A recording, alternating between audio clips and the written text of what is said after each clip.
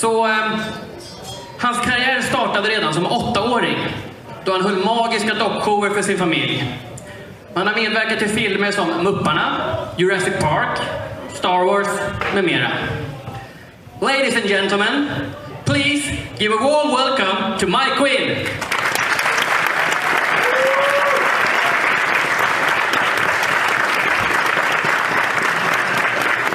Okay, check.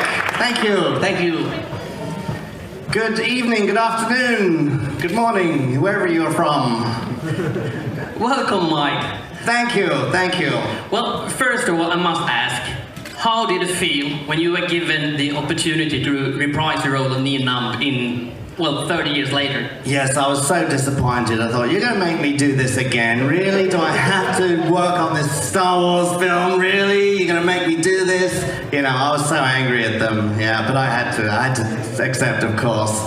But seriously, yeah, it was a very surreal thing to be back, and it was a lovely surprise, I think, and a gift to return to this world that I grew up with as a fan as well, from Star Wars and Empire Strikes Back. So to return all these years later was a surprise. Who knew we were going to come back and do this? Yeah, none of us knew that, really. We always kind of hoped that we could come back and return to these characters, but yeah, when it finally happened, it was kind of hard to believe. It took a while for it to sink in, as you could imagine, you know. Yeah, I mean, talking about Nien Nunb and Star Wars, for most of the audience here, you're known as Nien Nunb from Star Wars. Yes. But you have done so much more than that. I mean, you're an actor, as we know. You have both on film and on stage. You are a puppeteer, you are an animator, you do voiceovers. I mean, what do you prefer doing? What do I prefer doing?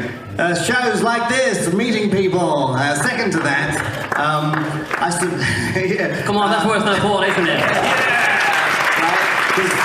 You know, one thing, this is real. This is where we get feedback for real. This is where we know, what we're doing, does it matter? Do people remember? What do people like? What do they not like? You know, this is where I get feedback that generally people prefer puppets and rubber puppets to animation, to CG. If you're going to see an animated film, like say at Pixar or something, you know what you're going to get. It's a completely CG world.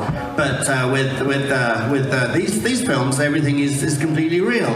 So I think my first love was working for Jim Henson for Muppets back in 1980. Jim gave me my first job ever. And so I just finished doing a series of the new Muppet series for Disney. We wrapped about a month ago. And it was weird because I'd gone full circle to my very first thing, which was helping Jim Henson with Kermit the Frog's limbs and doing Fozzie Bear's right hand or doubling up for other Muppets and things like that. So I think I'm kind of hardwired for that. So going back to that was really full circle, and it's all real. It's all in camera. If you make a mistake, sometimes they keep those mistakes, or you do an outtake, or you come up with a funny line. They'll sometimes keep that, and it's real time. So I suppose classic Muppets is my first love. If that answers the question. Indeed, it does. And talking about Muppets, puppeteer, I know that you worked with Jim Henson at the age of 14, but 6 years earlier, you began your puppeteer career back home, performing magical acts for your family. Well, actually, yes. It was actually a show that I would do in the parks for real people, yeah, and once in a while I'd get paid. I was about 8 years old, I think. I'd have a magic act and a puppet show with little glove puppets. I want to see, is this a trapdoor? Can I hide down that hole and work puppets through it? I can stick my arm through there and work a puppet. So about 8 years old I was performing, in fact. Can you please tell us about the show? What were they? What did you do? Oh, well, let's see. The magic tricks I had, they were sort of production boxes and things. They were way too big. The props were way too big for me. I had a hard time handling those. So I was a lot more comfortable hiding behind a puppet and behind a stage. And I wrote a little script, and all I really cared about was that at the end, the puppets would hit each other in the faces with custard pies. eyes. I thought that was a good finish, and it still is to this day. So you can't beat a good bit of slapstick. So that's what happened in that show, and that was it really. Cool, and of course I'm a bit curious. How was it to work with Jim Henson? I mean, I guess it was your idol when you were a kid since you visited his shows. But when your idol wants you to work for him, how did that feel? Yeah, that was. I was a fan, obviously. Yeah, big fan, and very nervous meeting Jim Henson for the first time and all his guys. But I used to visit the Muppet Show while they were taping the shows in the final season during 1980. They sort of took me on, I think, just as a out of sympathy. I think I've been around so long that, well, we've got to give this guy a job now. He's just here all the time, you know. But it was very easy to work with and for Jim Henson. He was a very kind, gentle soul, and the things that you kind of imagine that you hear about him, I think, are all true. Kermit was definitely an alter ego of Jim. When you watch Kermit's journey through the Muppet movie, where he leaves the swamp, Jim Henson was from Mississippi, and as Jim went through his life, he gathered talent and people, puppeteers, puppet builders, writers, designers, musicians along the way, and the Muppet movie is kind of like that journey as well, where he gathers all these Muppets along the way, and part way in the journey he has this Kermit the Frog has this moment, and now I feel this responsibility for all these people that I brought with me. What am I going to do when the car breaks down in the desert? I don't know if you remember that scene. And I think that probably reflected some of what the responsibility that Jim Henson was feeling towards us all. So I think he carried a great weight. But he had a way of bringing out the best of everybody, everyone wanted to do their best for him, and that was a special gift that Jim had that you rarely see. I think you only see that among the creative greats. Yeah, I don't know if that answered the question or not, but... Well, indeed it does, and we have a question from the audience. Thanks. Hi. Hello. I stumbled across the Dark Crystal way back in my youth, way before I actually understood what it was all about. And yes, I remembered it so vividly, the world. So, were you only doing voice, or were you also working the puppets, so to speak? Yeah, I'm glad, first of all, that the Dark Crystal is still remembered. It was kind of a unique, one-off kind of film, but it was also a first where it was an all-creature film. It was before E.T. I think we'd seen Yoda. He was like the only rubber creature we'd seen up until that point, but that was pretty well the same people. For the Dark Crystal, we were actually shooting the Great Muppet Caper at Elstree Studios, and Jim had a 2-picture deal with Lou Grade after Muppet Show, where he could make. Lou Grade wanted him to make another Muppet film, but Jim wanted to make, the Dark Crystal, his vision. So they made a deal where I think Lou said, okay, you can make your Dark Crystal, but please make me a Great Muppet Caper. So that's how that happened. So they were kind of made back to back with the same crew. And so when I wasn't puppeteering on the Muppet Caper, I'd be at the workshop building the little podlings and slaves. There are about 50 of each. And I think I got the job on it was the Skeknar, which was the slave master Skeksis. He had a hook and a patch over his eye. I think they needed someone. I think one of the puppeteers got called back to Sesame Street, so they shifted a few of them around. Kathy Mullen, I think, was going to be a Skeksis, but she ended up being the female Kira, the Gelfling. So then I guess I was next in line. Okay, well, we're going to put you in this hideous, evil Skeksis character. So I performed him and helped with some of the other creatures. I assisted Kira as well with her arm and a few other things. Let's see. I do remember Jim Henson giggling like a crazy thing. He'd come around the corner because he was co-directing with Frank Oz, and I'd be peeking out of the costume, and then there's evil Skeksis, and then there's just little, 17-year-old me sort of grinning my face off, and he just couldn't reconcile the two. It's like, how does this even work? He thought it was the funniest thing.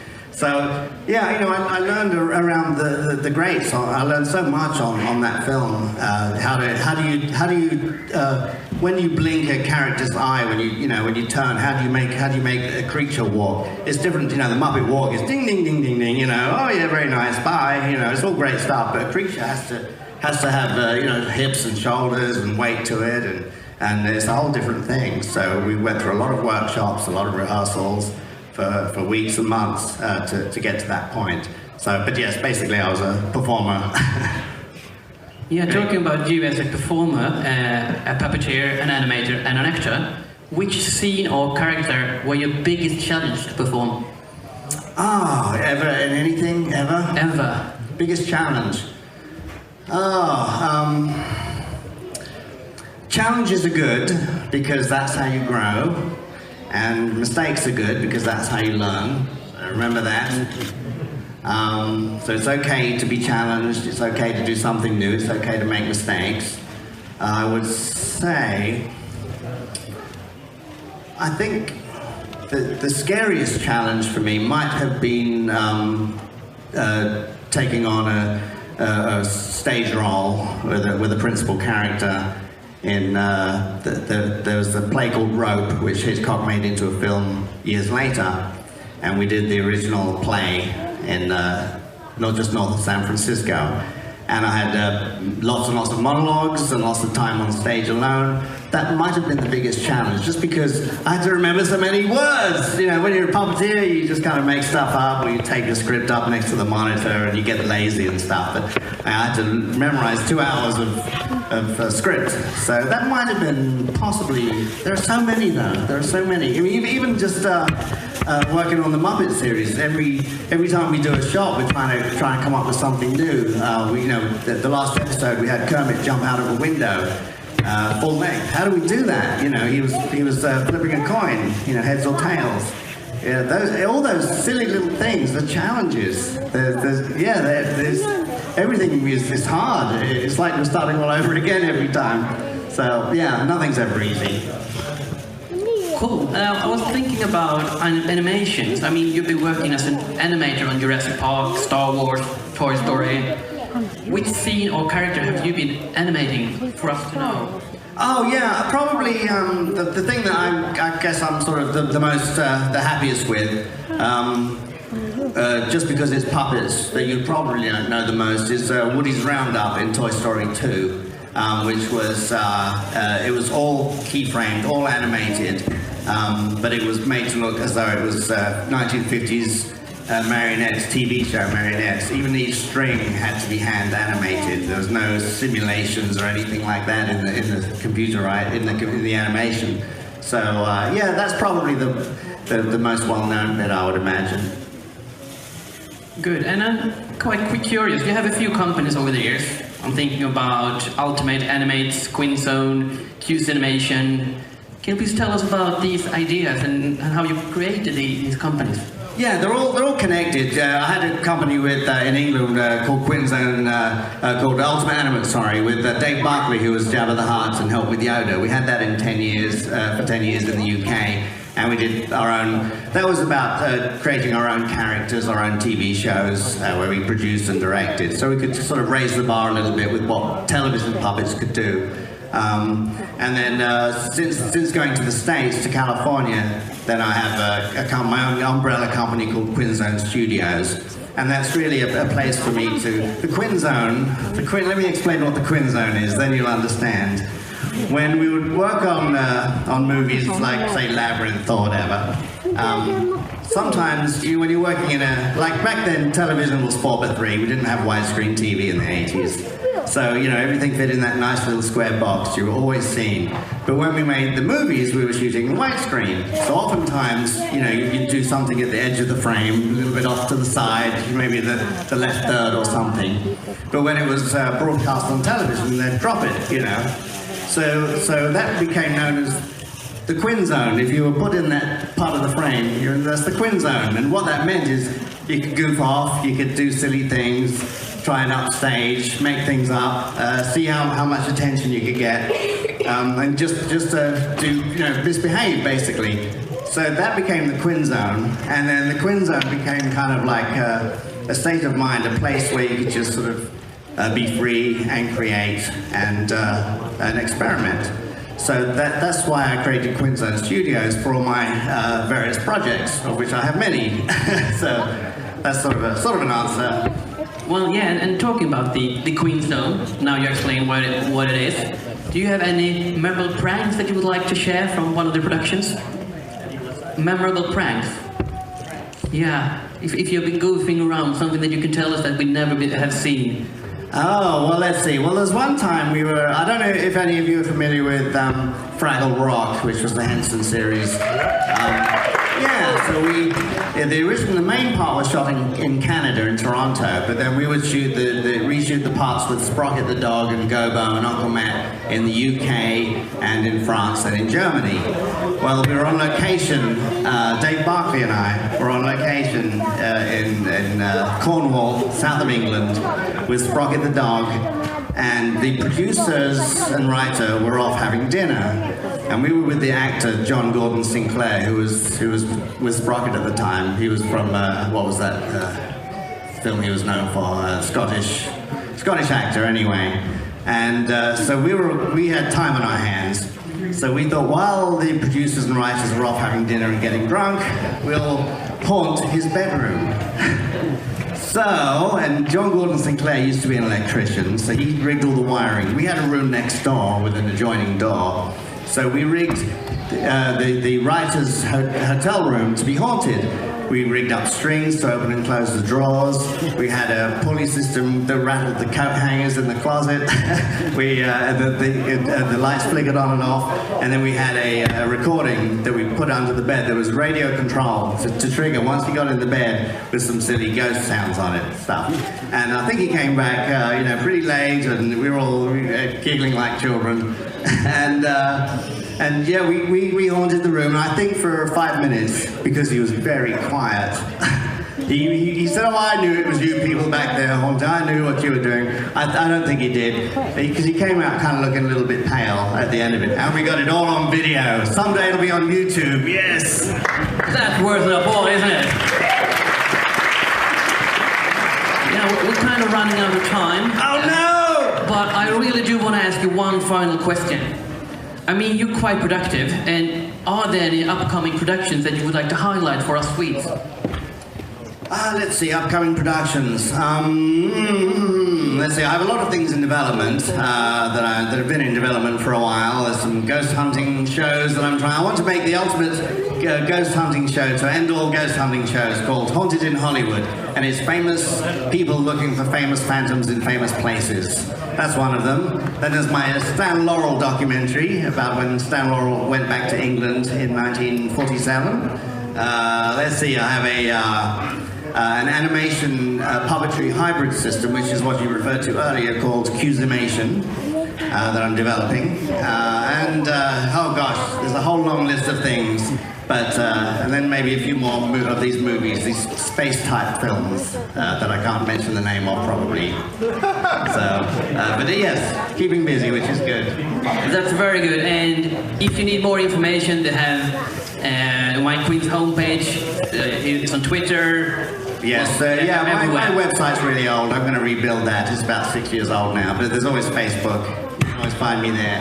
Thank you. Yeah, so we have to round up with a big warm applause for my Quinn. Thank you very much. Thank you for having me. It's really nice meeting everybody. I really appreciate it. My first time in Sweden, and everybody's been really nice, so thank you very much. Thank you.